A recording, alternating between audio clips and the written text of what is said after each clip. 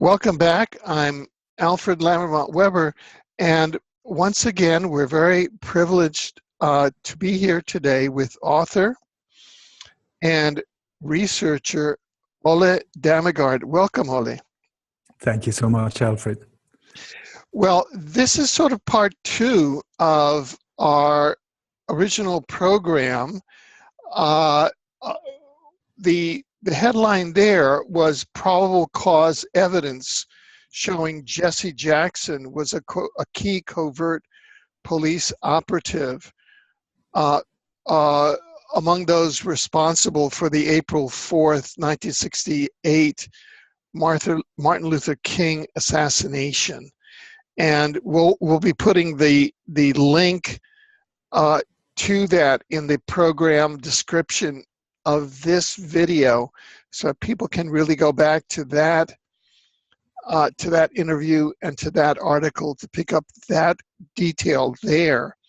And so you'll be fleshing out some more detail in this interview, which I think includes some remarkable facts, such as I'll give just a preview that you've noticed that in many of these I like to call it upper theater assassinations of high figures.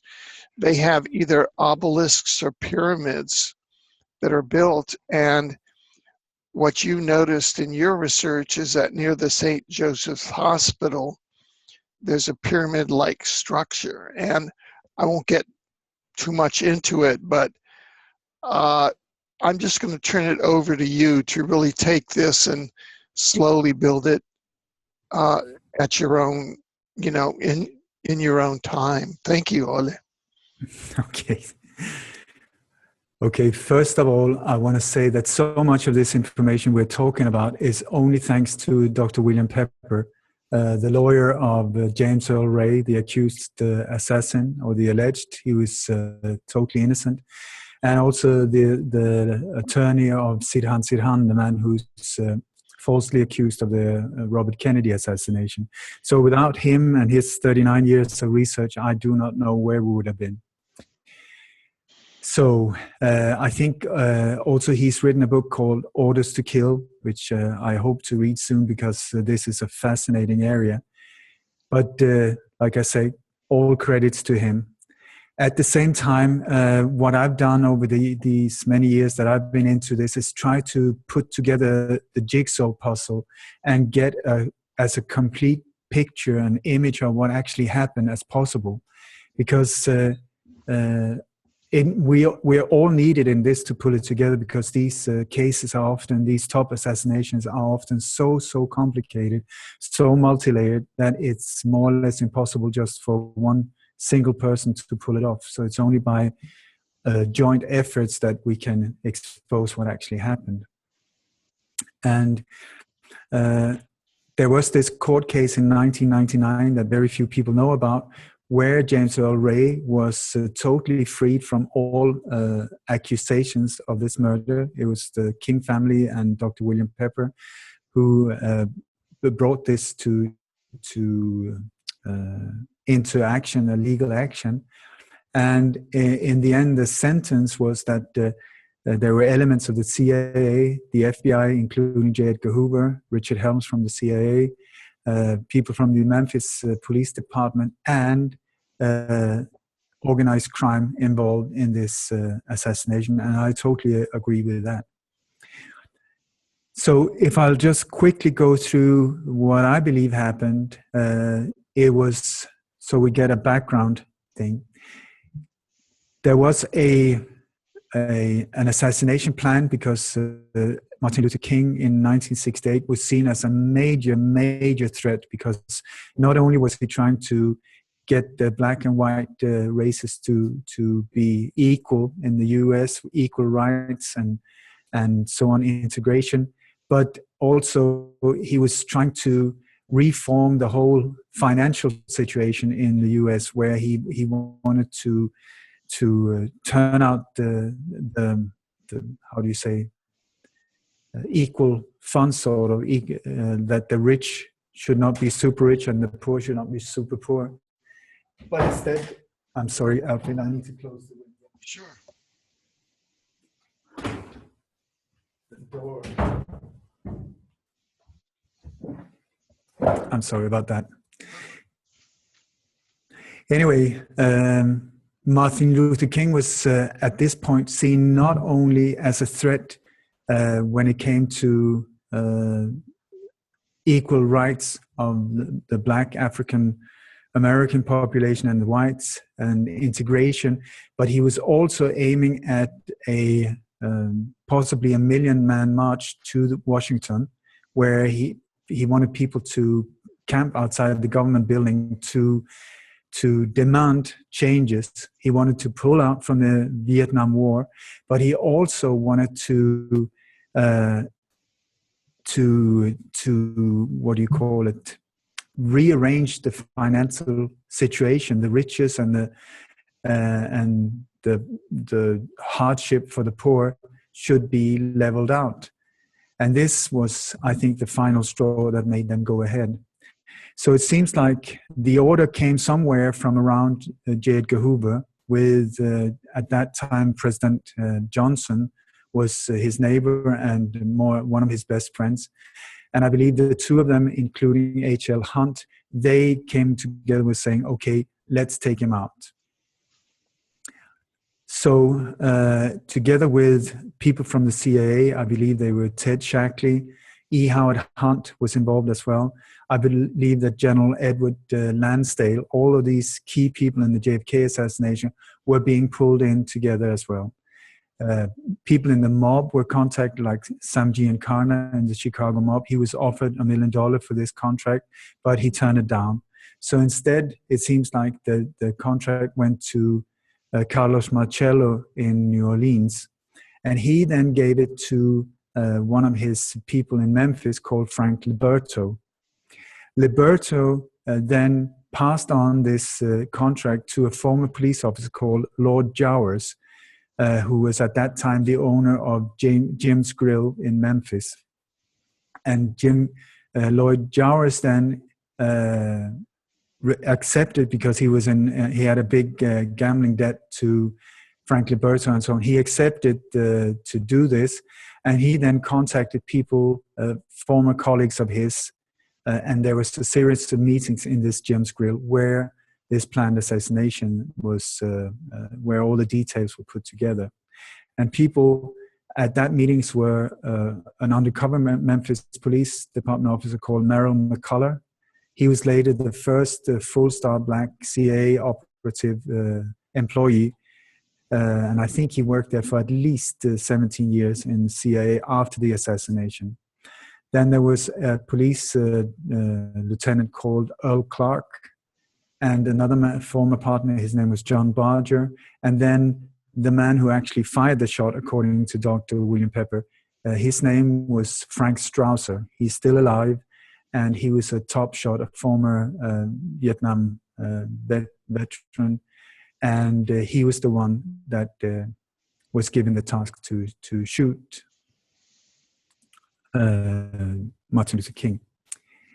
Anyway, at the same time, they were setting up a patsy, James Earl Ray, and through Clyde Tolson, the second in command under J. Edgar Hoover, also the alleged lover of J. Edgar Hoover, he transported $25,000 to the Missouri State Prison, where the warden was given he took it to the godfather of the Dixie Mafia, Russell Atkins, and Russell Atkins then transported the money to the prison and arranged for James Earl Ray to be let out, which he was. But he was only there to be prepared as a patsy, to take the fall for this whole thing, not knowing what was going on. And in our last interview, I went into great details about how this whole thing was carried out and so on. So I think if we move on now to what happened afterwards, and also how King's absolute inner circle had been infiltrated by traitors, one of them being Jesse Jackson, it seems like. And I think it's extremely important that we expose and really sort out the details about how this occurred. So at this point, King was under surveillance 24/7 since 1959, all the time. So many people around King was FBI informers and paid informers and so on, like his driver, the owner of the Lorraine Motel, the photographer that took these famous photos, and so on. But also, according to witnesses that has given testimony to Dr. William Pepper, there were bags delivered with money to Reverend Samuel Billy Kyles and Jesse Jackson. So I think in your presentation you said that Jesse Jackson was a police informer. I don't think so. I would say take away the police, but that he was being paid, as an informer but through the FBI and the mob, going that way. I'm not sure about the police connection. Okay, sure. So when you look at what happened this day, it was for one thing, Memphis was the perfect place to get him to, because there was a man called Frank Holloman that used to work very closely to J. Edgar Hoover.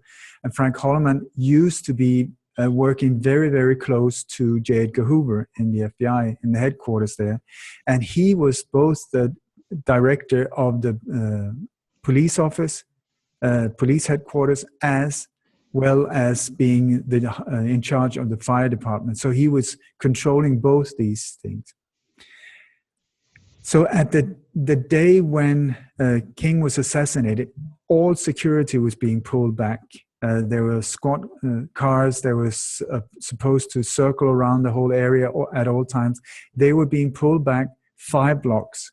And when the police chief was confronted with this, asked about which order, from whom did you receive these orders, he said, Reverend Samuel Billy Kyles. Now, this Reverend Kyles, he was a local pastor in Memphis and not very active in the whole King movement and so on. But I would highly suggest that he is one of the key players in getting King positioned where he was when the shots were fired. Because when you look at these top assassinations, it's very important to understand that these operations are totally compartmentalized, meaning that very few people know the whole picture. They only know their little task, and they do what they're being told, like a jigsaw or like a cog in a big machine and so on, a cog wheel. And here, this is, I believe, what we are looking at here as well, even though it seems like both Kyles and Jackson were more informed and knew about what was going to happen. And I welcome Jesse Jackson. These are very sincere and severe accusations, so please step forward and answer these questions and help us find the real truth if this is not the truth. Anyway, so if we look at what Billy Kyles did this day, the whole idea, first of all, they needed to get King in a position where they were in control of the whole area, where they were in control and could have option 1, 2, 3, 4, and so on, with multiple shooters, backup shooters, getaway cars, where the whole thing could be controlled, where they can control the investigation, where they can control the handling of witnesses or termination of witnesses, killing of them, or all of it, ambulances, autopsy, hospitals, and so on. So this town where Frank Holloman was in a key position could be the perfect place to hit.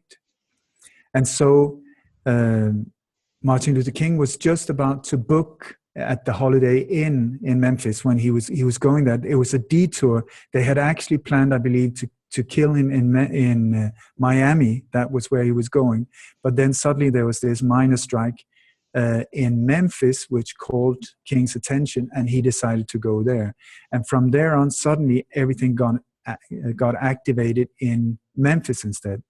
Just like with the JFK assassination, there were planned the same assassination in several different cities. So that had Dallas not worked. I think Dallas was option 3. There were Miami, Chicago, other places where they had been planning on taking him out. And same here. So I also believe that there were multiple patsies that we have not heard of. But when you look at the pattern of the other assassinations, there would have been several type of James Earl Rays that could have been accused had it not worked with James Earl Ray. So when King announced that he was going to the Holiday Inn, J. Edgar Hoover personally started like a slander campaign in national media saying, my God, here he is saying all blacks should boycott businesses with white owners, and then he goes and stays in these luxury hotels. So that made King change the hotel to the Lorraine Motel, which had black owners and was one of the few hotels for blacks. So they moved there. So indirectly, you can see how he's being pushed to choose that hotel. And that hotel was perfect because the fire station is right opposite it, where they could have total surveillance. There were also high-rising buildings around. There were water towers for snipers and so on. So it was perfect. And the staircases was on the outside of the building, meaning that there was no way that King, if he stayed on the second floor, could move in and out to his room without being exposed out in the open. So when you pull out one of these operations and you have several teams in location, which, like in the last interview I explained, there were at least 2 sniper teams, there were at least 1 additional shooter in the bushes, and so on. When all of them are in place with spotter and so on, you can't have them lie around there for the whole day. They can be, people can see them and so on. So they need a specific time that the operation would be carried out at 1600 or whatever time, but a specific time. And here it seems like they arranged for a barbecue at Reverend Samuel Billy Kyle's home at first 5 o'clock. Then it seems like that was changed to 6 o'clock. But I believe that the actual timing for the hit was 5 to start with. For some reason, maybe because Martin Luther King apparently was known to be a little bit late, that it got pushed to 6 o'clock instead. But anyway, I believe that the barbecue was the one that would make them certain that they could get Martin Luther King out of the hotel room at more or less a specific time. So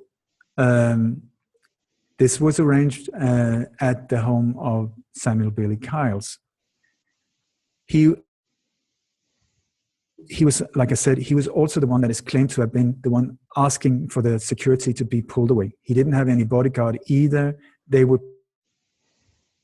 pulled away as well. Okay, so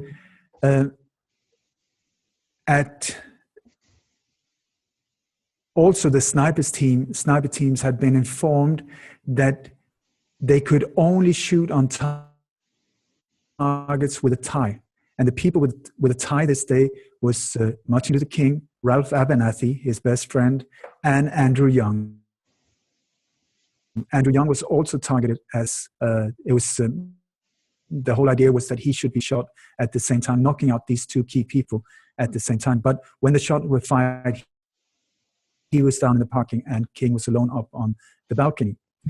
But anyway, so this tie thing is extremely important. Who was carrying a tie, who was not. The 2 people that did not carry a tie was Jesse Jackson and Samuel Billy Kyles. Now, Samuel Billy Kyles, when he tells this story, he died here just a few months ago. But before that, he spent his whole life, like 40-odd years, telling the exact same story again and again, making a whole career, more or less, on being the one who spent the last hour with Dr. Martin King. And you can hear him, he's telling the identical story again and again and again, but he's adding stuff to it along the way with very interesting details. So anyway, he was the one that picked out the tie for Martin King. He said it was a blue and orange tie that he helped. And he said they had a great time. He said that he spent the whole last hour of his life, of King's life, in his room 306. But when you ask Dr. Ralph Abernathy, he says absolutely not. He was not there. He's just lying about it.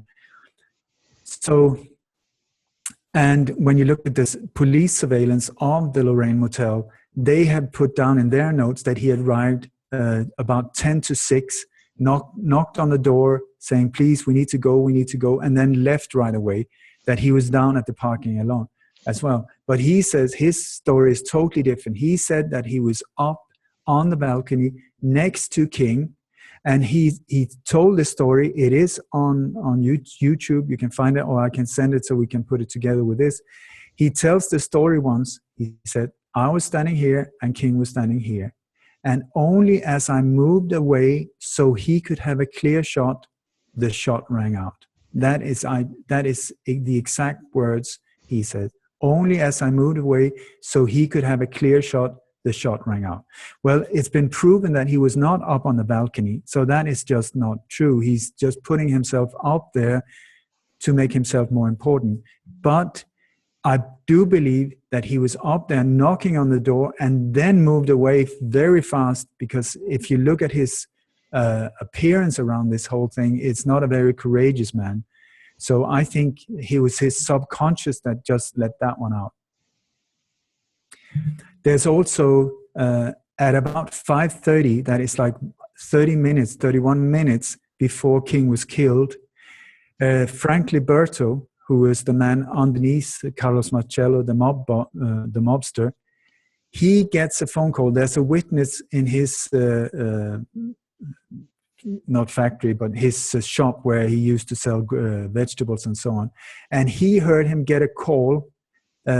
He overheard Frank Liberto on the phone, where Liberto said, just get him out of the balcony and blow his head off.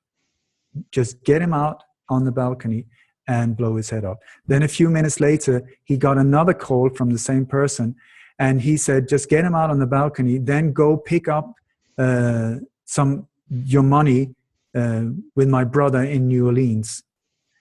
I think it was said 5,000, but I'm not sure. But at least go to New Orleans and get the money from my brother. Okay, this witness, John McFerrin, he had no idea what he overheard, and afterwards he was very scared to say anything. His mother got run over. He was shot. He was beaten to death almost, and so on. So, not a very pleasant thing to be a witness to these things. But anyway, these calls were made around 6:30, 6:35. And then, so who made that call? Get him out on the balcony was the order. And who came just a few minutes later to the Lorraine and knocked on the door, said, come out, we need to go? Reverend Billy Kyles. So my guess would be that was Billy Kyles that was calling Liberto, saying, what are we going to do? He's not coming out. He's not coming out. And where Liberto just said, get your butt up there, get him out on the balcony so we can get this over and done with. Because like I said before, I believe that the operation was supposed to take place at 5 o'clock, not 6 o'clock. But due to this delay, this is why Kyles was being sent up there again. Samuel Kyles also said that he was there at 4 o'clock already, and that he went to Jesse Jackson's room, who was also staying at the Lorraine Motel, and where Jesse Jackson had a band there, the Breadbasket Band, Operation Breadbasket, and Kyle said that they had a sing-along from 4 o'clock and onwards. I believe that they were there being part of planning this whole thing in Jackson's room. Then if we continue, when the shots rang out, there are different variations of where the shot hit. When you hear people talk about it, some show on the left side of the face, some show on the right hand side. It was on the right side where the shot was hit. But as soon as he went down, somebody put a towel over his face covering this wound. And then Billy Kyles ran up there, and he said he took a bedspread and put on King from the neck down. If you look on these famous photos where they're standing pointing, there's like a cart, like a cleaning cart, you know, where with towels and beddings and so on. And this was 6 o'clock in the evening. So what was that doing there? I think it was there with these towels and different things to cover possible multiple gun wounds.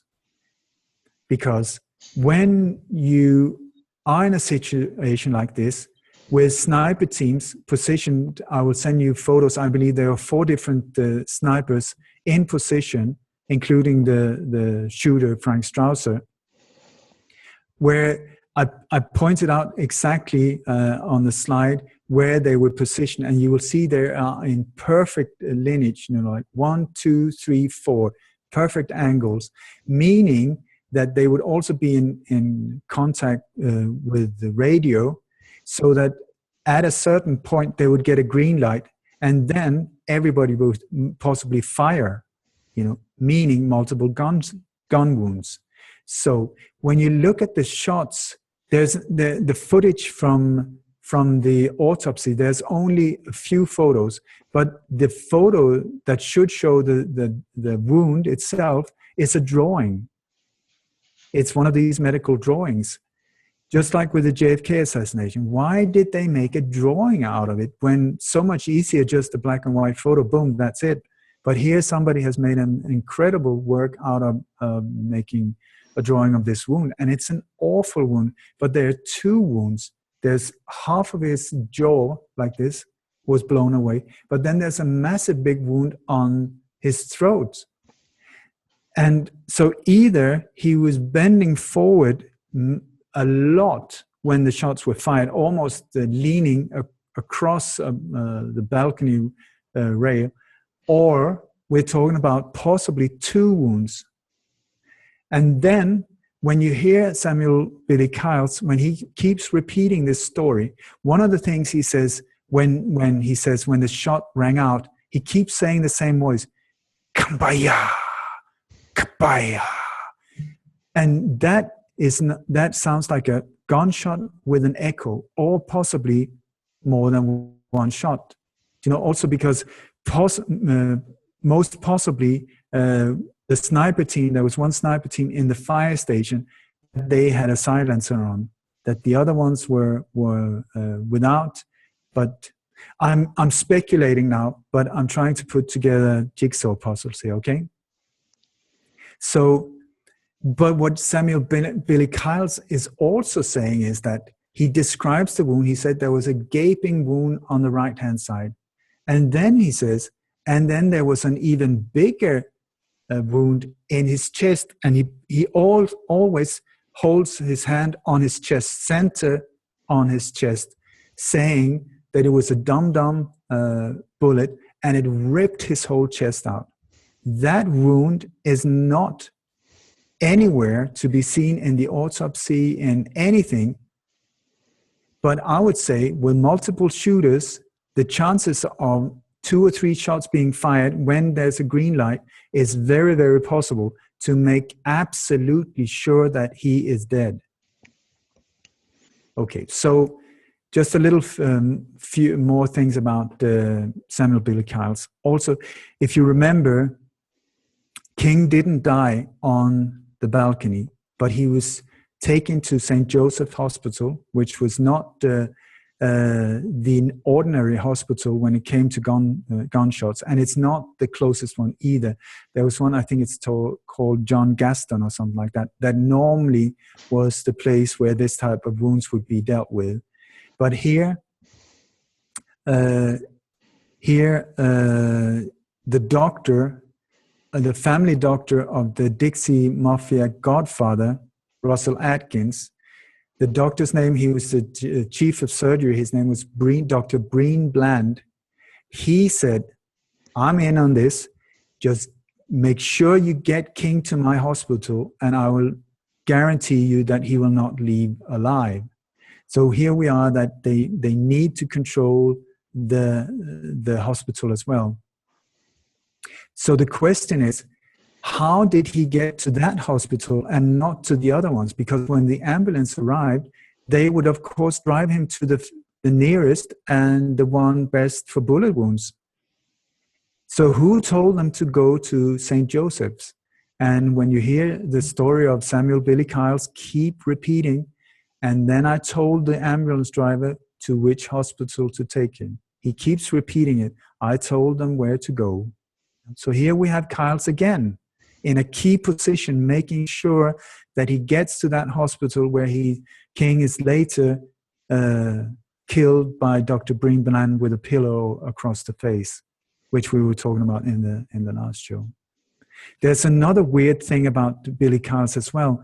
He says that King, when he came up, when King was lying on the balcony, he said there was blood everywhere, and he saw that Martin King had a cigarette in his hand, and he said to make sure to not embarrass him, because King didn't want his children to see that he smoked, he took away the cigarette from his hand, and then he took away the package from his pocket.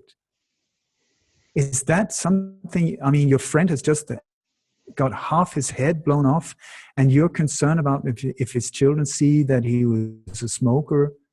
So my question is, what was this thing with these cigarettes? Were they possibly poisoned, or you know that so that did he not die from the bullet wound? Then he would be knocked out by the cigarette. I don't know, but why would he take away these cigarettes that he keeps talking about as well? In many of these, you can hear himself keep repeating the same story.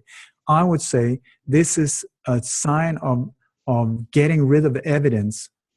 You know, so he's there to cover the wounds. He's there to take away the cigarettes. That was something weird with them. I mean, why even bother to take the one out of the pocket, get rid of the one he had in his hand if it was that important, and so on.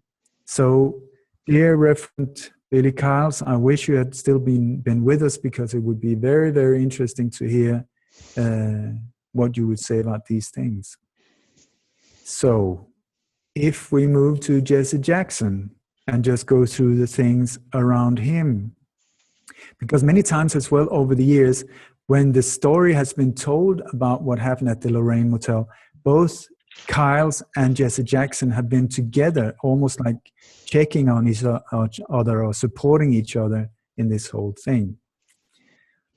So here we have again Jesse Jackson, according to Dr. William Pepper's witness, a paid informer through the FBI, money going via the mob in Memphis and so on to him. It seems like the very few, at least the last week or so of his life, that King was getting tired of Jesse Jackson, that the relationship between them changed a lot. And once King just left the meeting, he was so upset with Jackson, just left him like that. And some inside sources have said that it seems like Jesse Jackson was afraid of being exposed, and that he knew that it was getting close, so that he was part of speeding the whole thing up. So when they came to the Lorraine Motel, Huber made them indirectly choose the Lorraine Motel. Maybe when this whole thing in the media was going on, maybe his King's inner circle was advising him to go to the Lorraine Motel. That would be a natural thing when this thing happened in the media. So maybe they were there, take the Lorraine. I mean, that was a famous hotel. Aretha Franklin used to stay there, B.B. King, Otis Redding, fantastic black artists at the time were staying at this hotel. So it was a natural choice.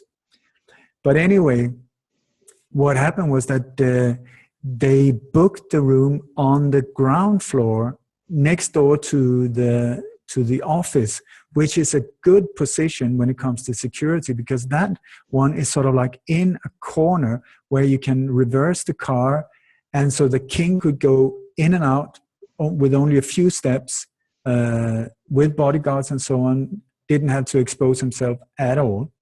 So that would be a great one. So when this happened, the day before, on the 3rd of April, somebody in King's inner circle contacted the hotel, spoke to the Lorraine Bailey, the wife of the owner, or they owned it together, of course, and made them change the room up until the second floor on the balcony, center of the building, 306, room 306, perfect for a killing, absolutely awful when it comes to security. And please understand that this was a very, very, I mean, there was almost civil war in the US. There were 100 cities burning. There were all of these riots. These were violent times. So it wasn't like, you know, why bother about security? He had a reason. He had multiple death threats. His house had been bombed. He had been stabbed and so on once. So big thing. So who changed that room? And the Dixie Mafia's godfather, Russell Atkins, his son has testified that he heard his mother receive a phone call saying, you need to get King up on the second floor. So she called a man that they used to use called O.C. Evers. And he then got the instruction, get hold of Jesse and get him to change the rooms. Okay, so it seems like, and according to Dr. William Pepper, the person who contacted the motel was Jesse Jackson. And after the shots were fired, Lorraine Bailey, the wife that had arranged to move him up on the second floor, when she saw that he had been shot, she just became totally hysterical, screaming, oh my God, what have I done? What have I done? She ran into her room and it said she had a stroke. And then she was taken to the exact same hospital where King was killed. And 5 days later, she was dead. So I would very much question that death, because this would be the link that would expose who had contacted them to make the change of the room. This is how you eliminate the witnesses, how you eliminate the loose ends and so on. But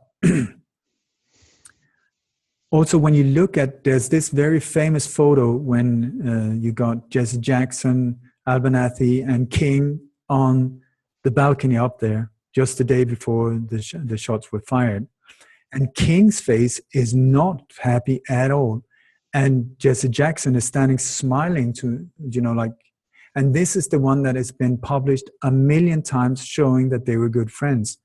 I would suggest, is this possibly part of a psyop that they were preparing Jesse to take over after King? So they needed to show them as buddies, as close people, and so on. After the assassination, this is really interesting, I think, the surveillance, the FBI surveillance were intensified on 3 of these people around King. It was Coretta King, his wife, it was Andrew Young, and it was Ralph Abernathy, but not Jesse Jackson and not Samuel Billy Kyles. Why not Jesse Jackson if he was the natural leader to take over? They would have just gone totally full out on him had he been who he claims to be, in my opinion. Okay. The reason why King was standing on the balcony for a minute or so in the same position was that he was arguing with Jesse Jackson, who was down on the parking lot, because he didn't wear a tie. So there was this discussion about the tie, this famous tie that was the sign for the sniper teams. And Jesse, afterwards, they, you know, both Kyles and him make this funny story about where Jesse is saying, come on, why don't you wear a shirt and a tie? And Jesse Jackson says, I don't need a shirt and a tie to go to a barbecue. The only thing I need is a good appetite. Ha, ha, ha.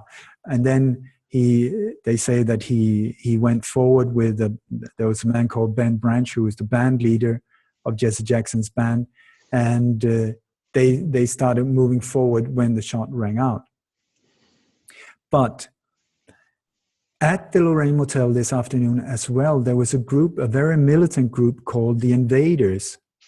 Now, this group were totally not really, there was a trust issue between them and King and so on, but they were there, as far as I know, to help arrange for a march the next day. These people were armed and violent. So here we have all the security bodyguards, all of that is being pulled away, but the invaders are still there at the motel. So just like half an hour before the shot is fired, one of the staff members at the Lorraine Motel comes to their room and say, "I'm very sorry, but you have to leave." And they're like, "Why? The room is paid for. Why do we have to leave?" "Well, you just have to. You need to leave immediately." And they say, on whose order? And the answer is Jesse Jackson. So they leave, they get into the car, and they're just about to drive off when the shot is fired. Because can you imagine if they were in their room, which was close to, they were in rooms 316 and 17, as far as I know, when the shot were fired, if they suddenly came running out and started having a shootout with a sniper, maybe hitting him, could you see the major, the scale of the scandal that could be taking place had that happened? So here we have that they're out of the way. Then I would say this discussion about the tie, that is also what kept him in position, key position, right on the center of the balcony where he's talking to Jesse down below. Well, as soon as the shot were fired, Jesse Jackson runs up, not the way the other one runs up the staircase to the left, but he runs up the other way. So he passes the rooms of the invaders, possibly, if you want to see it in a malicious way, to just make sure that there are no invaders left, that he then could block them. And then, but that is just me speculating. Anyway, he runs up to them, and then he is the one in the background. You can't see his face, but one of the people pointing up in the wrong direction, not towards the boarding house. They're pointing up towards a house called the Gaddy building, where there is a penthouse and where I believe that one of the sniper teams were positioned. Anyway, but that is the famous photo taken by this photographer that was also a paid informer. So the question is, was he there to take these photos and make them historical? I don't know, but these are the photos that is being spread out. He's also the ones that took the photo of when King is lying there, making this whole thing, this big historical event that it became. Okay, so, but what happened was that Jesse Jackson, according to Andrew Young, who was there, he said that people were totally, very strange things happened, because he said that Jesse Jackson bent down, dipped his hand in the blood on the balcony, and then smeared it off on his shirt.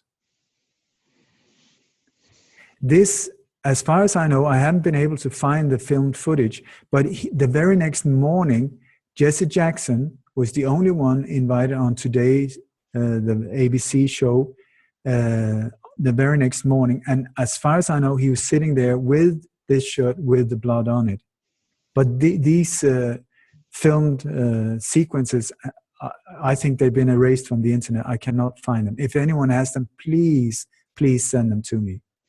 Anyway, but maybe it's like Andrew Young said, maybe he was just shocked or something like that. But why would you dip your hand in the blood and then smear it off on your clothes?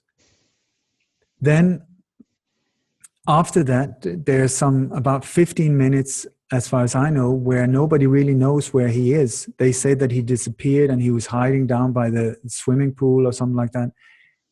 I don't know, but there's some time there where people don't seem to know where he was. Also, you know, a shot just came from absolute nowhere, and these people, Kyles and Jackson, were right there in the center of not being afraid of being hit. You know, why didn't people duck and dive if they didn't know where the shot came from and so on? But then he arranged so that all the other people went with King to the hospital, and only one person stayed to face the press, Jesse Jackson. So that it was his version, it was him, everything was about him he also told the staff members, do not talk to the press, that's my job. So suddenly he put himself in this key position of being the one facing the rest of the world and becoming an international figure. Then afterwards, he started telling the story how Martin Luther King died in his arms, that he was holding him and he died in his arms, but that is absolutely not true.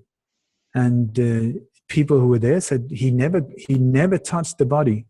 So how the hell was he supposed to hold him when he died? Especially not since he didn't die there either, but he died at the St. Joseph's Hospital. So then many years later, it said that he was cleared because now they found photos that showed that no, he was there and he was kneeling next to King when he was lying there. But these photos that they brought forward, they showed Merrill McCullough, this undercover Memphis police officer that was also paid by military intelligence, FBI, and the CIA at the same time. This guy had infiltrated, not only did he take part of the meetings at Jim's Grill before the assassination, but also he was infiltrating the invaders, and also he was the first one, or one of the absolute first ones, to come to King's body, and he's there checking for life signs.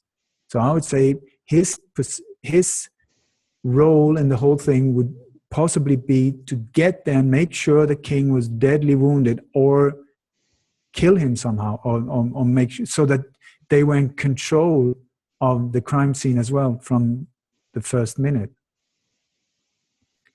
I'm sure you know that there's been a lot of questions over the years raised when it comes to Jesse Jackson's income. I think some people have said there's like 40 years of income that there are big question marks around. I'm not an expert in this area, but I also know that there's been a lot of questions raised about him being a reverend and where did he get this title and so on.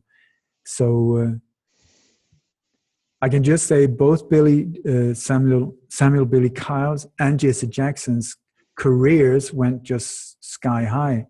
And there's also been mentioning, this is rumors, but I've heard around $7 million and when it comes to Kyle's and a house, but that I don't know for sure. While we're talking about these things, I just want to say that the King family have been, not only did Martin Luther King die this day, but his younger brother, A.D. King, he was just a year afterwards, he was found dead in his pool. But when they pulled out the body, there was no water in the lungs. So here we have another murder that happened to this poor family, because A.D. King was taking up where his brother stopped or left. And then in 1974, Alberta King, the mother of Martin Luther King, was shot dead in the church while playing the organ. I believe that Coretta was there, and also King's father was there as well. And there was this man, Marcus Wayne Chenault, I think that's how it's pronounced. If you've ever seen a mind control assassin, he is the guy. I mean, he's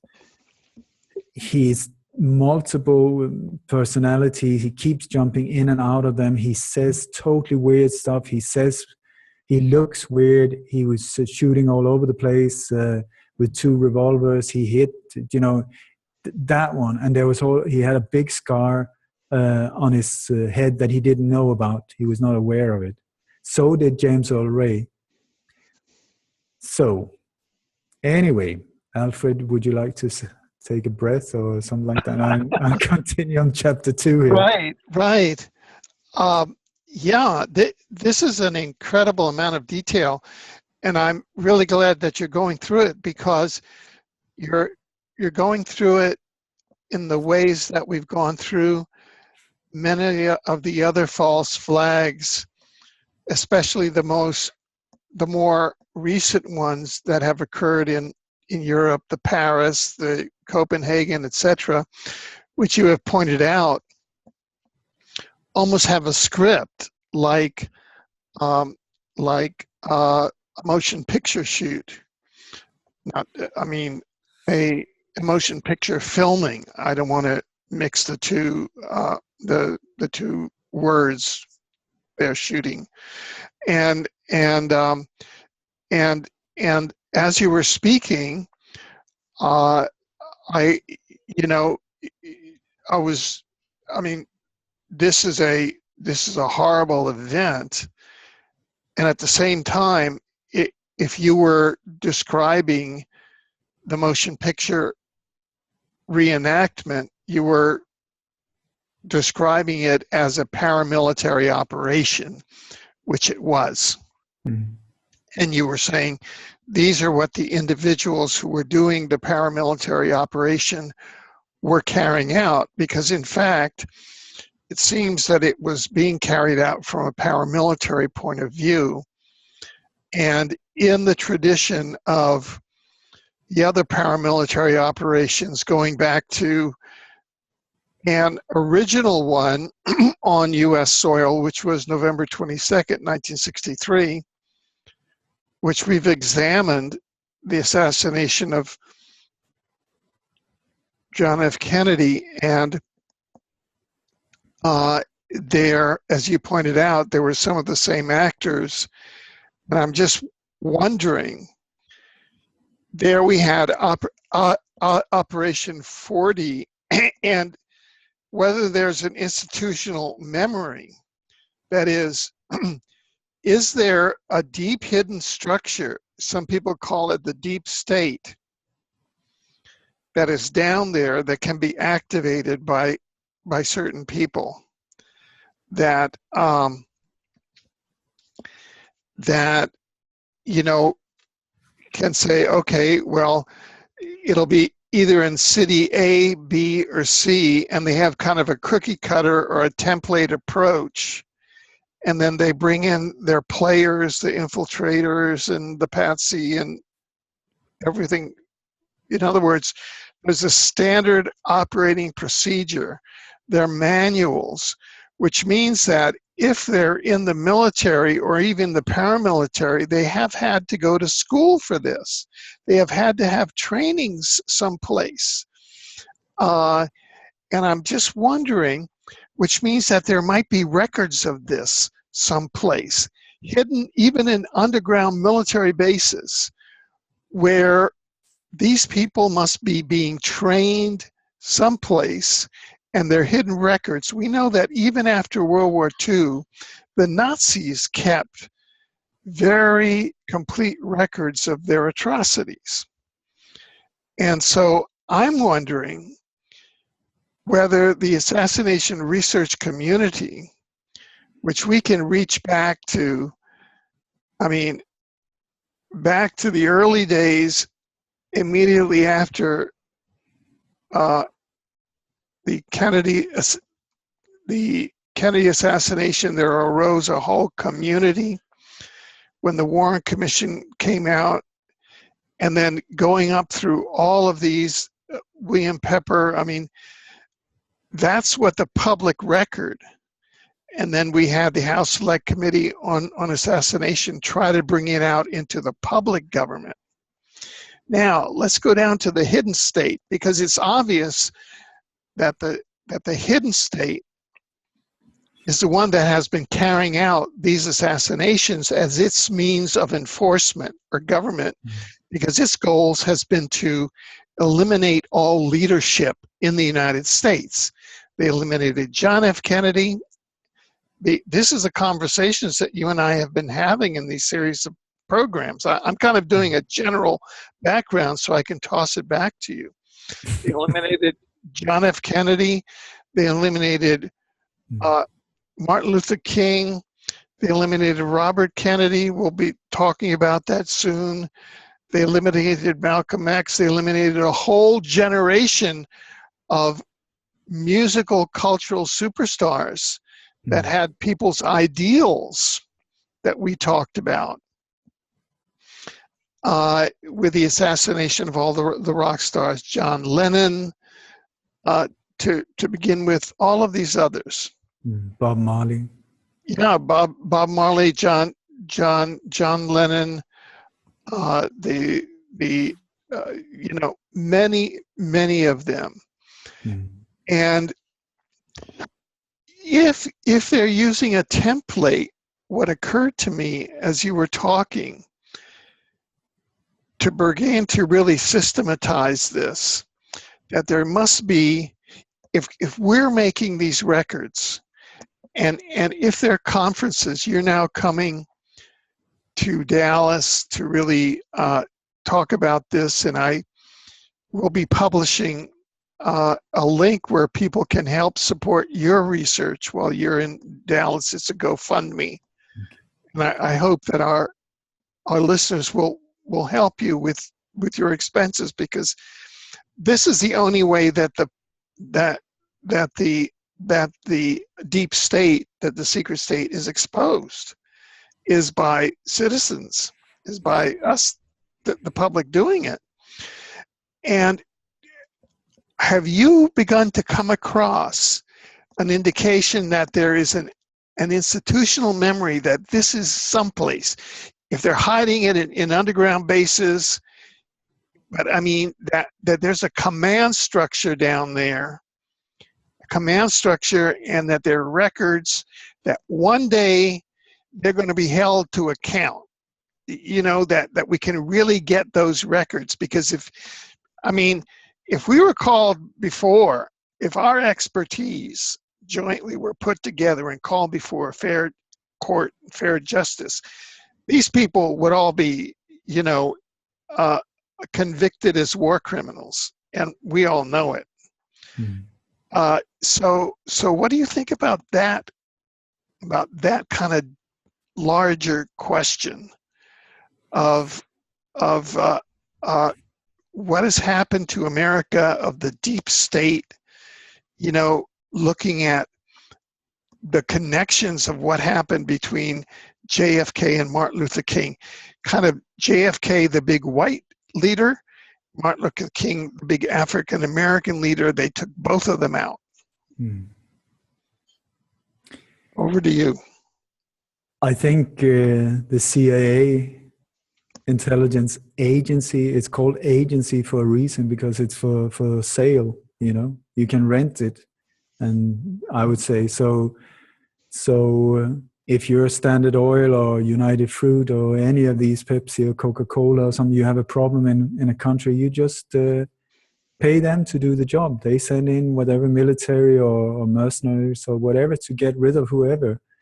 And we're talking about super criminal organizations in my world. Maybe there are honest CIA operatives and FBI people and so on. I'm sure there are many, but I'm sure as hell are very, very aware of also that the core element is totally rotten. And the FBI is there every single time when there's any kind of so-called terror attack or anything to cover it up, because they are the ones behind it inside the states and so on. Now they're spreading it out in many other smaller, so it's compartmentalized once again. So there's all of these units underneath them and organizations underneath them and so on. So it's getting harder and harder to find, because they're very aware also to get rid of paper trails. They don't want paper trails, and they don't want to be held accountable. So, and also they're super good at manipulating and making totally frauds out of papers and so on. So falsifying information. So even if you get a document that says something, you can't trust that it's true. So very often I don't look at the documents, or at least I'm very aware of that it can have been manipulated with. It's more about what is not said and how they act and interact and so on, because they have like storyboards, just like at a film shoot. This is a real shoot. It's like storyboards and different parts. Okay, this, how do we deal? And this is where we come now, because now I want to go into what was the whole thing about James Earl Ray. Because here he was for like 45 years, a loose cannon. what the hell was that? That is not very professional. So what actually happened around him? And was that planned to happen that way, or did something go wrong? Because what I normally say is that God has a good sense of humor. It's super planned, super carried out, and there's always something that goes wrong that they could not anticipate. They could not expect. Something goes wrong. And this is the key that opens the door for someone like me to get in and get in. You only need one key to open a big castle of dark secrets. Once you got the key, you can open the front door and you're in. And here it's like we're given these kind of things, from, I don't know where they come from. I'm just very grateful every time I find them. So, very. Yeah. Please go on. Okay. So one thing that has confused me always is, or I've been, like, what is the thing with James Earl Ray? Because here we have somebody not very intelligent, left alive, being chased in 4 or 5 different countries before he was taken. Somebody like that for so many years in prison is dangerous if he knows anything. So why did they do that? Did they not learn from the problems with James and with the Lee Harvey Oswald, where suddenly this guy, who's absolutely not the shooter, on the total contrary, he was, in my opinion, a real hero trying to stop the assassination. And he was aware from around the 31st of July 1963, that is quite a few months before this November, that he was going to be the patsy for it. Still, he stayed and did everything he could to stop it. He almost managed to stop this assassination. And then he sacrificed his life. Absolutely incredible human being, in my humble opinion. And I'm doing everything I can to clean his name, and for his children and family and so on, to show who he really was. Anyway, they had a problem with him being alive because he was not meant to be able to leave Dallas alive. Somehow he managed to escape, and you mean Memphis? No, I mean Lee Harvey Oswald. Oh, sorry. Yeah. So they had to force Jack Ruby, who was Oswald's friend, to kill him in the the garage underneath the police station. They didn't even dare to let him out of the door. So they killed him right there. And here we have the exact same situation, but even though James Earl Ray didn't know the background, Lee Harvey Oswald did.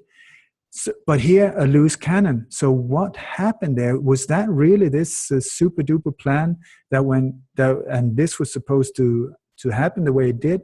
And I would strongly suggest no. He was meant to be killed right there and then as well. Now, there is a man called Jim Green. I'm not sure if he's still alive, but he came from a small town in Missouri called Caruthersville. It's just like 50 miles some north of Memphis. And this man is a very interesting character. He used to be quite a thug. He used to be into bootlegging and car stealing and so on. He was later in his life a police officer as well. But people in the area, he has this reputation of being untouchable. Whatever he does, he will never get nailed. And this is also standard procedure. If I can jump back to Frank Strausser, the Memphis police officer that actually fired one of the shots from the bushy area behind the boarding room. His name, or he was after the assassination, he was like Dirty Harry. I really think that maybe they built that character on Frank Strausser. Somebody who was just walking around with his gun, scaring the living bejesus out of everybody and killing people right, left, and center if he wanted to. There was one of his colleagues that said one day there was this guy who grabbed a handbag from a woman and was running down the street. And his colleague said, listen, I'll take this way, you go this one, and we grab him down there. And Frank said, don't worry, just pull out his gun and kill the guy. One shot, open street. He used to have prostitutes in the back of his cab. And, you know, he just knew that he could not be touched. And this is the thing around these assassinations. It's like a house of cards. And if anyone goes down, the whole thing can collide. So these people that took part of the assassination, if they're not killed themselves, they are untouchable. They know it, and they will be pardoned, like George Bush Sr. has pardoned many or several of the members of Operation 40. And they were put for years and years in prison, and then who pardoned them? George Bush Sr. As well as his dear son pardoned some of the worst serial killers in modern times. Go figure, we can talk about that another time. Anyway, but this, back to Jim Green. So this Jim Green was a young guy. He had a friend called Butch Collier, and they were sort of like doing all kinds of, you know, stupid things, bootlegging, stealing cars. Once they delivered like a big truck filled with they don't know what, down to the New Orleans mob. Here we have Carlos Marcello again. But one of the things with him was that he spent some time in the Missouri prison. So he knew at the time when James Earl Ray was there, this was earlier, before the assassination.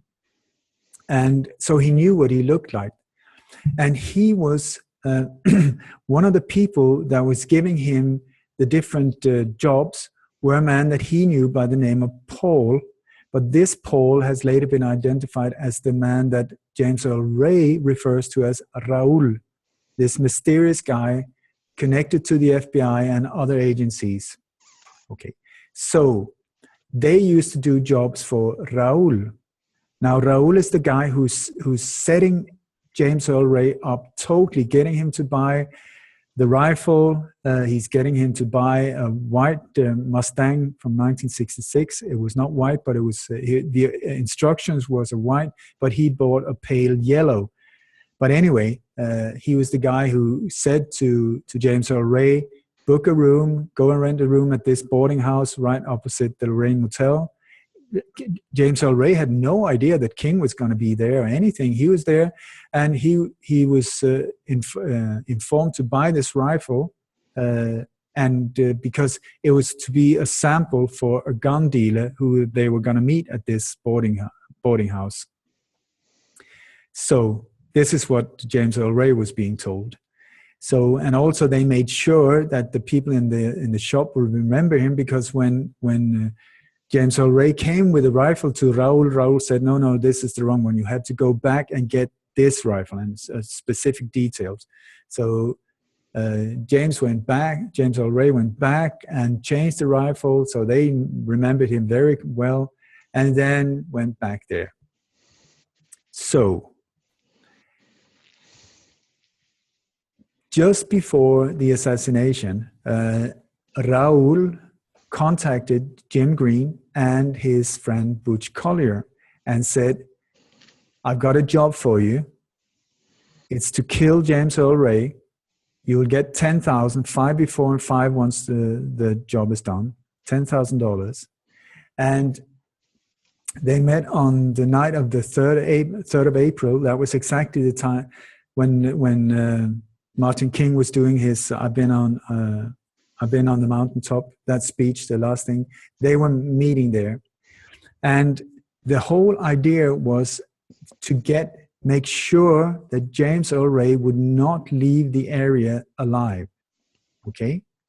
So what Raul did was that he gave Jim Green a rifle. It was a .357 caliber. And he said that, first of all, they should stalk Ray the next day. They knew that they would find him around Jim's grill and so on. But the thing was that they should kill him after 5 o'clock. Here's like, do you remember we were talking about 5 being delayed until after 6? His orders was at 5 o'clock, around 5 o'clock, that he should kill James Earl Ray. And he was being told by Raul that James Earl Ray had been instructed to leave the boarding house and You have to remember the boarding room and Jim's grill is connected. Jim's grill is right underneath where where his room was. So he was told that James Earl Ray would go there around 5 o'clock, do an attempted robbery of Jim's grill, and when he got out, that Jim Green should kill him. So what they did was they positioned Jim Grill on a rooftop on the other side of the street. So here we have an additional sniper in the form of Jim Green on a parallel street, but checking out the entrance and exit of Jim's Grill and the boarding house. Okay, so also there were a police officer positioned outside, I think his name was John Talley, was positioned outside Jim's Grill as well with a .357 Magnum as well. So whatever shots were fired, the caliber would match.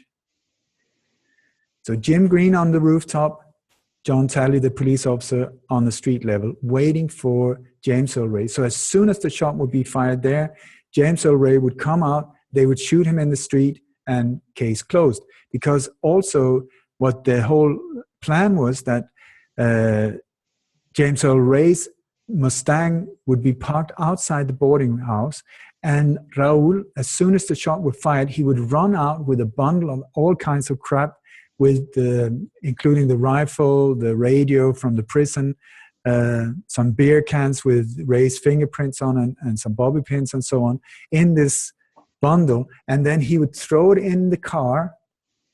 But they had actually, they were using 3 different white Mustangs here. There were 2 Mustangs, white Mustangs, and James Earl Ray. So there are 2 white Mustangs, one pale yellow, James Earl Ray's, and then another one, a white, parked right behind it. Then just down the road, there was a 3rd white one parked. And the 3rd one was to be used by Raul and the Memphis Police Department as a decoy. The 2nd one was for Butch and to pick up Jim in once the shots were fired. And then they would leave James Earl Ray's car there with the whole evidence, everything there, and James Earl Ray dead on the pavement outside. Case closed. Thank you, folks. And that was it. Murder of the century, and all solved within minutes. That was the idea. But what happened was, according to Raul, he said that he would try to trick James Earl Ray to say, think that they needed the money from this robbery to fund their trip out of Memphis and so on. But for some reason, James Earl Ray hesitated, and I think this was not a very brave man, James Earl Ray. You can see in interviews and so on, he's got tics and he's very nervous and so on. Also, not very intelligent. I think he lasted like 20 minutes, the most, after he did any kind of, the thing that he went to prison for was a shop robbery and stuff. He always got caught. So here he was being told to go down and rob this grill. And I just think that he didn't have the nerves to do it.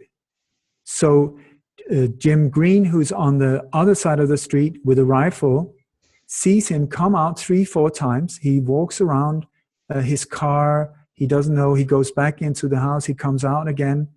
And so Jim is waiting for him to go in, do the robbery, and then shoot him when he comes out. But instead, James Earl Ray gets in the car and takes off. So Jim is up there thinking, what the hell am I going to do now? And then he hears this shot when King is being killed. He has no idea where that shot came from. And then he sees Butch Collier and Raul coming running out. Raul is just prepared to throw in the weapon and stuff in the car, but the car is gone. So he freaks out. What am I going to do? So he just drops it right outside the Canopy amusement building, which is right next door to the boarding room. That is why it was found on the pavement, which does not make any sense at all. And then Butch and Raoul jumps into the second, one of the white Mustangs. I mean, this was a muscle car in 1966. The assassination was 68, so it was almost a brand new muscle car. And there were 3 of them in the same car, in the same street. And you can hear there was one cab driver who came to pick up Charles Stevens, who was later one of the only witness that said that it was James Earl Ray, even though he was dead drunk and couldn't even get out of the bed when this whole thing happened. And this cab driver noticed these 2 white Mustangs. So they have been mentioned like in 2 or 3 different documents that there was 2 white Mustangs parked right outside, one of them being pale yellow though. Anyway, so Butch and Raoul jumps in. They do a 180 and drives back. Raoul is dropped where the 3rd white Mustang is. And then Butch comes back, honks the horn, and Jim Green jumps down the roof. They get into the car and they take off. But mission is not accomplished. They have a major problem here because James Earl Ray, where the hell did he go? I mean, he is the one that's going to take the fall for it. So they have like an emergency meeting the day after where Raoul is saying, we're in this shit together. We need to sort it out. You need to track him down and kill him. So, but they've supplied James Earl with like 4 different aliases and 4 different passports, all of these things. So he is in a perfect position to be able to get away. And, well, it's a long story, but as far as I know, they even managed to track James Earl Ray to Montreal, where Jim Green and Butch were very, very close to killing him. But he didn't turn up when he was supposed to do, and so on. So, well, this gun, because Jim Green claims that Butch Collier said that he killed King. Okay, so we have Butch Collier saying he killed King. We have Dr. William Pepper saying that the shooter was Frank Strausser. We have Judge Joe Brown, who claims that the actual shooter was a sniper team in the dormitory of the cafeteria of the dormitory in the fire station on the 2nd floor. So here we have 3 shooters pointed out as them being the one that fired the killing shot. But I believe that possibly, just possibly, all of them are correct, and that there were actually 3 bullet holes in this poor body, that he was hit by multiple shots fired when the green light was given, go, boom, all fired at the same time. Sounded like a shot with an echo, but there were actually multiple shots fired, which would be standard. Look at the Kennedy assassination. That car was being hit from all different angles, directions. There were shooters all over the place. All different angles were covered and so on. They did not accept him leaving alive. And here we have the same scenario with, and I will show you, you can add these images afterwards. I pointed out exactly where these shooters is said to have been. One of them were on top of the Getty building.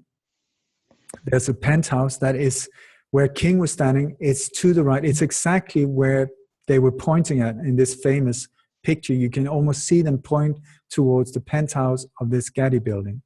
Then you have at least Frank Strausser in the bushes, maybe Butch Collier in James Earl Ray's room together with Raoul, but that would be on the 2nd floor of the boarding room, not from the bathroom where he's said to have been shooting from, because there was a big tree right in front of that window.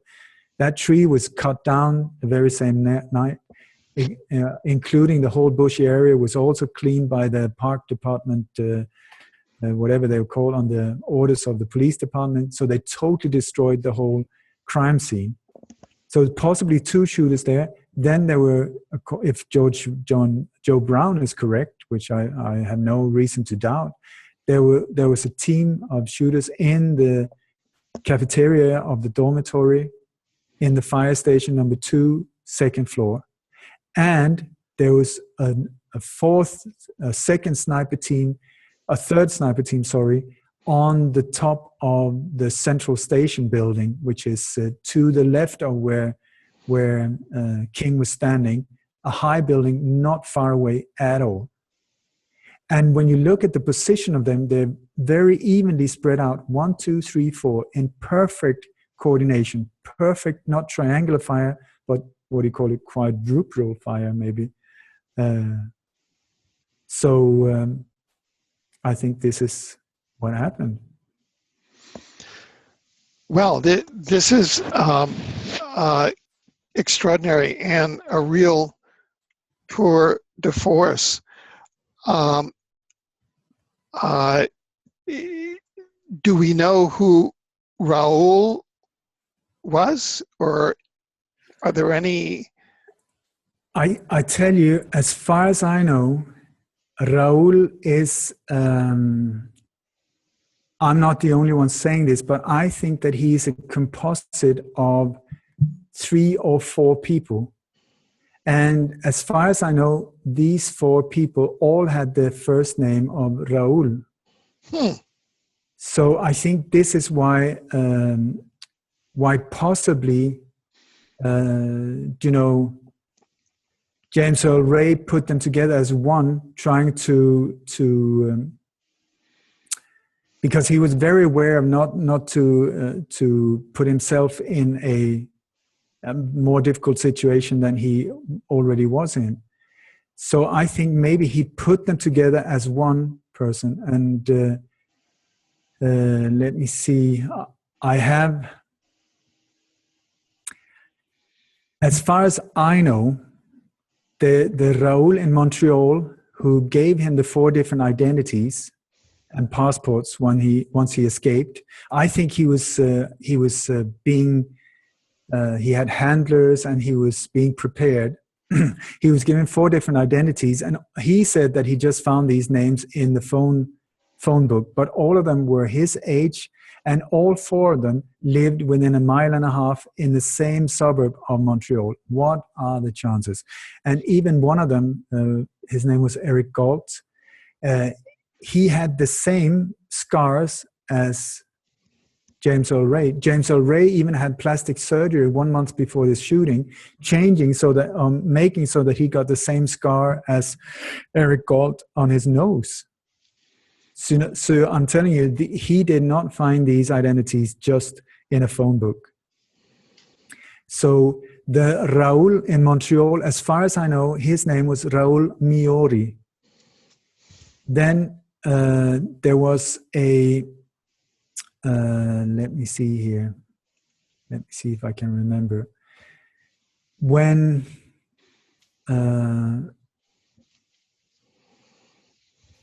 also, I don't know if I mentioned this last time, but when he dumped the Ford Mustang, the pale yellow one, in I think it was in Atlanta, when that was found, there was an FBI agent named Don Wilson who was sent there to check out this Mustang with Alabama plates. And so he was there. When he opened the car door on the right-hand side, there were some papers that fell out. And I don't know why, but he just took some of them and put in his pocket. Then later when he examined them, he found that it was a torn-out piece from a 1963 Dallas, Texas telephone directory. And written on one page was the name Raoul and the initial J and a phone number. Now, when calling that phone number, it turned out that it was one of Jack Ruby's nightclubs.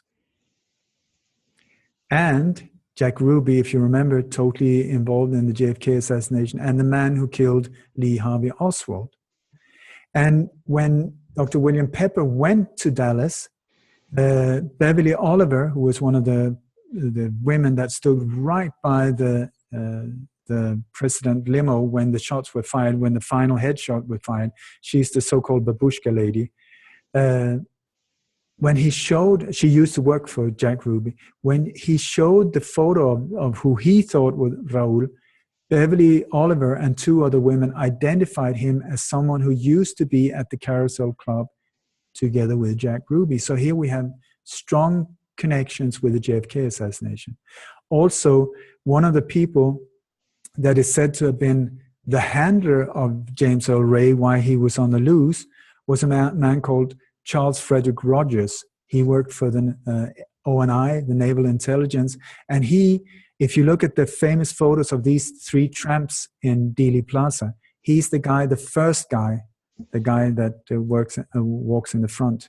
You got him, and then Woody Harrison, Charles Harrison, Woody Harrison's dad, Charles Harrison, is the tall one, and then Chauncey Holt, the CIA operative, is the third one, not E. Howard Hunt. But anyway, when also that was Raoul in Montreal.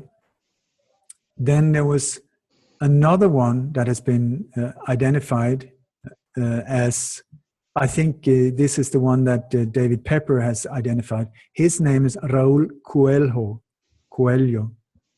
I believe that is the one Dr. Pepper has identified. I'm not sure. I'm trying to find out. But then also there was another Raúl in Louisiana that James Earl Ray said that he called on his way when he was driving through the States together with this Raúl from Los Angeles, where they had planned maybe to kill King, but then when RFK, the Kennedy assassination was being planned so close, it was only 60 days in between, they changed it to another location. So James Earl Ray left LA together with Raúl and drove through the country. And at one point, I think he dropped him off and he made one phone call to this Raúl. When Arthur Haynes, he was the first lawyer for James Earl Ray, and he rented, or he got a hold of a private detective called Renfro Hayes to try and see if they could locate this mysterious Raúl. And when Ray told them about this phone call, he went to this private eye, he went to Texas, and it turned out that the payphone was broke that day. So James Earl Ray had used a private phone instead, and the owner of that private phone still had the phone bill. So this private eye managed to get the number of this mysterious Raúl. And so he called it, and the number was to the Louisiana State Highway Patrol. So he asked for Raúl, and a Raúl came. He later had a meeting with this man. He was in his early 60s, small, dark complexion, ice cold, blue, gray eyes, salt and pepper hair, wavy hair type of thing.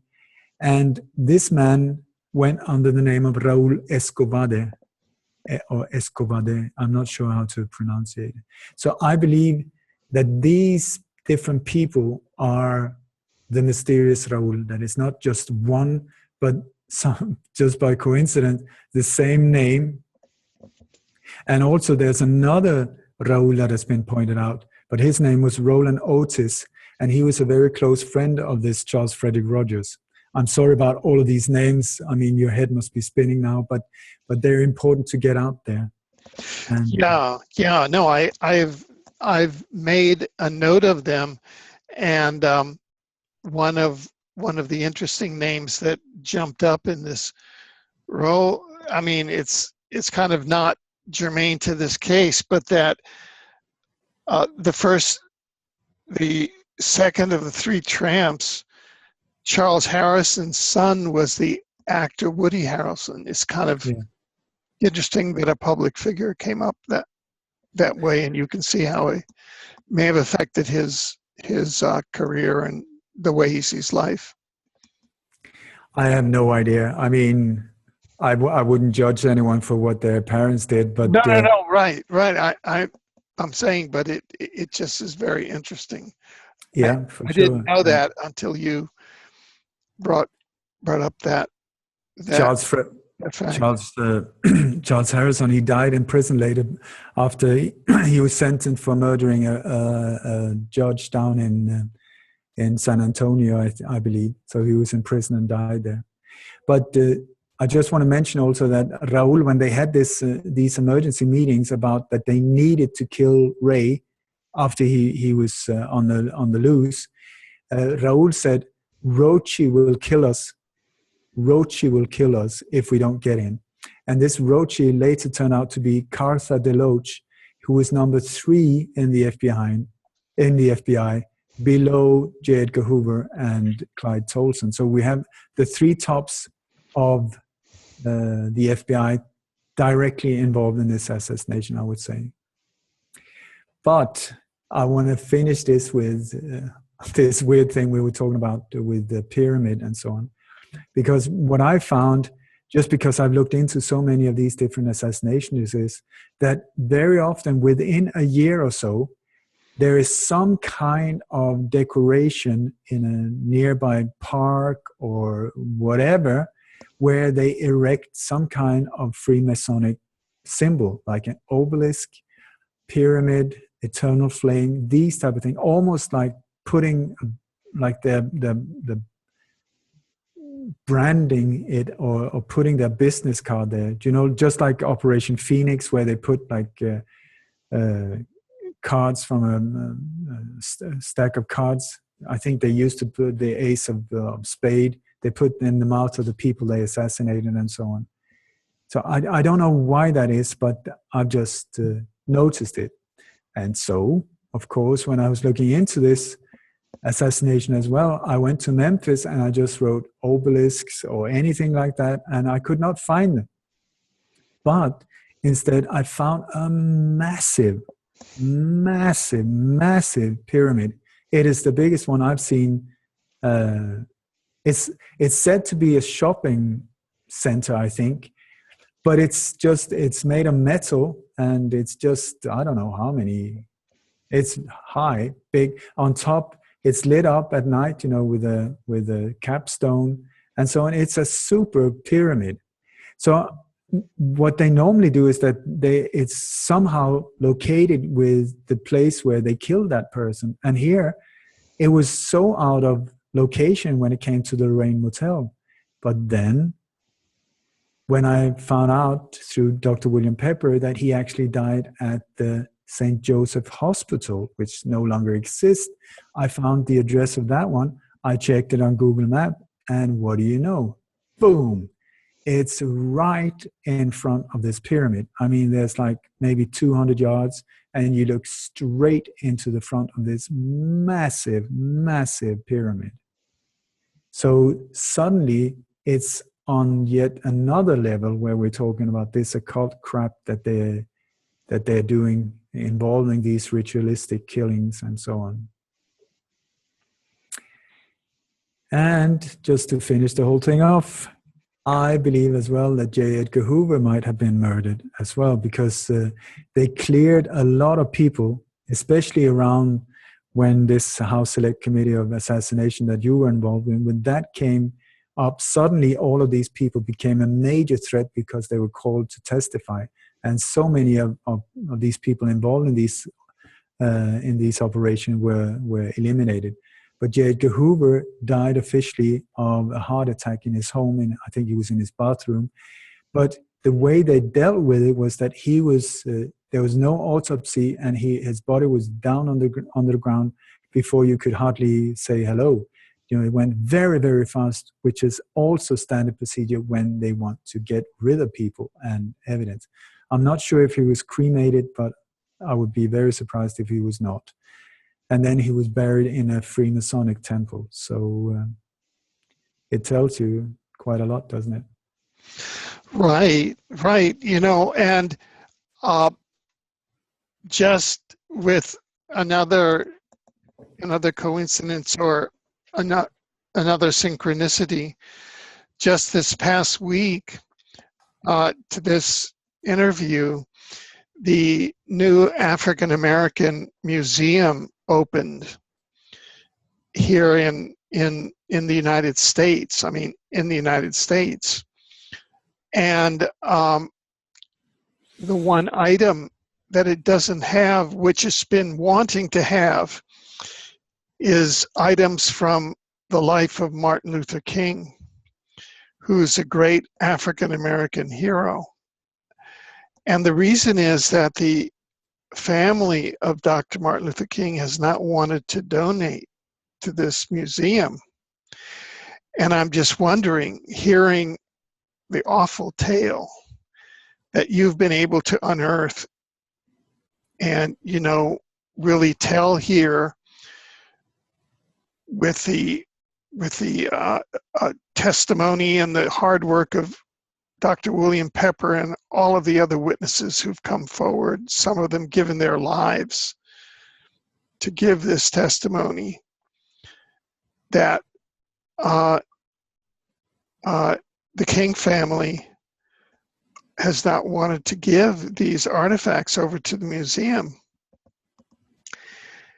And the one chance, you know, it was the Black Caucus and the widow of Dr. Martin Luther King who got through with Henry B. Gonzalez to get the House Select Committee on Assassination started, and then immediately they were infiltrated. I was in California when the administrative assistant of Congressman Henry B. Gonzalez called me and said the FBI is in the office of Congressman Gonzalez threatening us. This was right after the bill had passed setting it up. They were like, the FBI was in threatening them because they knew that the FBI was going to be. And then as soon as it was implemented, many of the inside counsel now have come forward and written books showing how the FBI and the CIA compromised that investigation. So it's taken until now where, through the work of Dr. Pepper, the work of yourself, of many of these witnesses, finally we begin to get the truth in programs like we just had today, and I hope that people will watch this and will recommend it to their friends.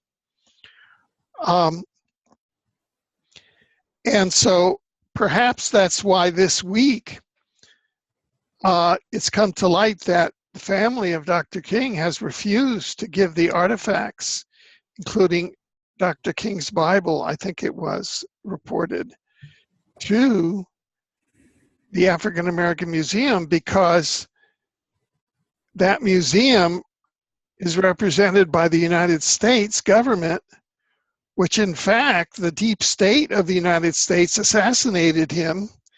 And when the Congress went to report on it, the deep state came in and they compromised the investigation. We still have the assassination of Robert Kennedy to go, so we can complete that, to complete the work of the House Select Committee on Assassinations.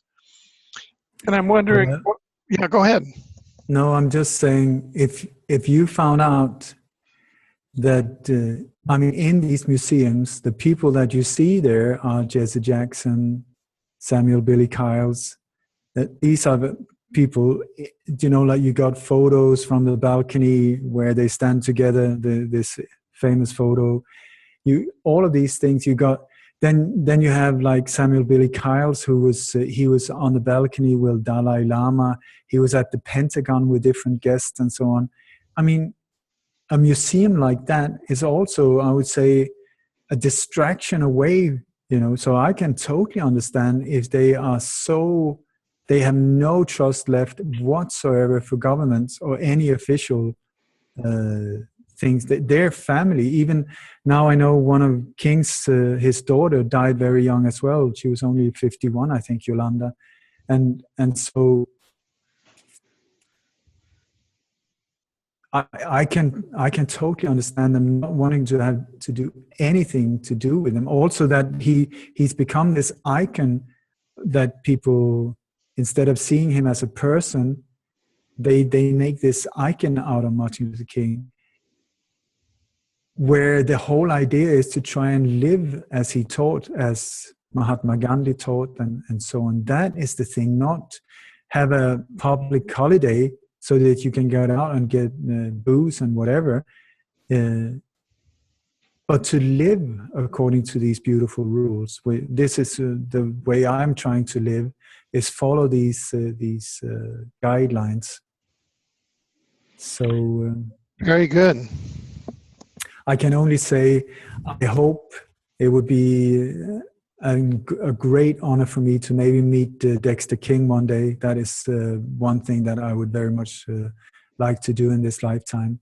And also, if I can help the King family in any way or form or shape, I'd be most happy to do that with whatever I can bring forward. Excellent, excellent.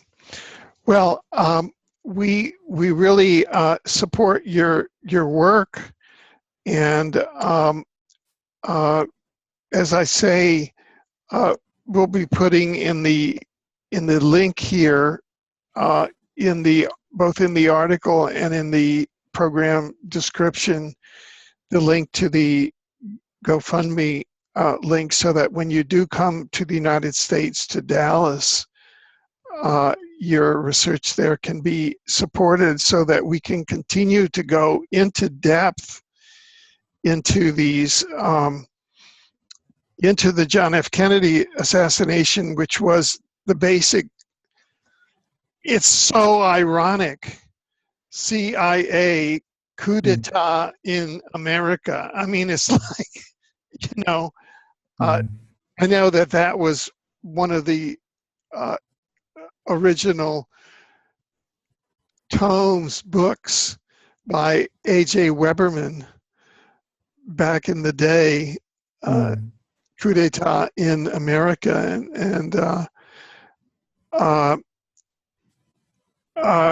but all these, we're in a time now where all these truths are going to come out, and it's all going to be washed through, and it's all coming out, so that it's like, okay, deep state, come out with your hands up. No, but come out with your hands up. You're surrounded. They put themselves in this situation, yeah, you know, and it's just falling apart around them, in my opinion.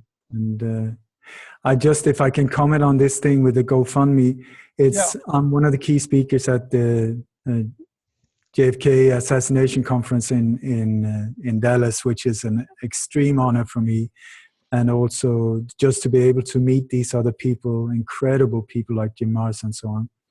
And it sounds all fancy and luxurious, but when it's like I do all interviews, conferences more or less for nothing. It's on donation basis. And here somebody has donated the plane tickets, and then there are 2 hotel nights and $100. That's it. And so I need to come up with the rest to be able to stay in Dallas. And I so want to stay like for maybe at least 4 or 5 days in addition, so that I can finally, after 3 decades of research, can see these places, for myself. Also do some filming, because I'm doing a series of documentaries on my own about many of these false flags and top assassinations, which I hope will be published or broadcasted later on. So any help is extremely appreciated. I'm a one-man band. I'm not part of any group or funded by anyone. So extremely appreciated. Well, thank you, Ole, and we look forward to that, and I'm sure that you will get a lot of support. And we want to thank you for this magnificent breakthrough that you've been able to do, picking up the work of Dr. William Pepper and others, and also bringing your own research and your unique view, now having seen all of the technology and template of the more modern false flags, and bringing that template back to the Martin Luther King assassination and sharing that with us today. And we look forward in the very near future. Hopefully you'll be able to join us again, so that we can go and complete what the House Select Committee on Assassinations was not able to complete in the late 1970s. And that's re-examining and coming forth with a more complete picture of the false flag behind the assassination of Robert F. Kennedy as well. Yeah. So thank you. Can I finish with a prayer? Please. It's my Raja Yoga teacher, Nelani Chelaram's prayer, and it goes like this. May the entire universe be filled with peace and joy, love and light. May everyone, and especially the ones who hurt us, be filled with peace and joy, love and light. Victory to that light. Thank you so much. Thank you so much. Thank you, Alfred.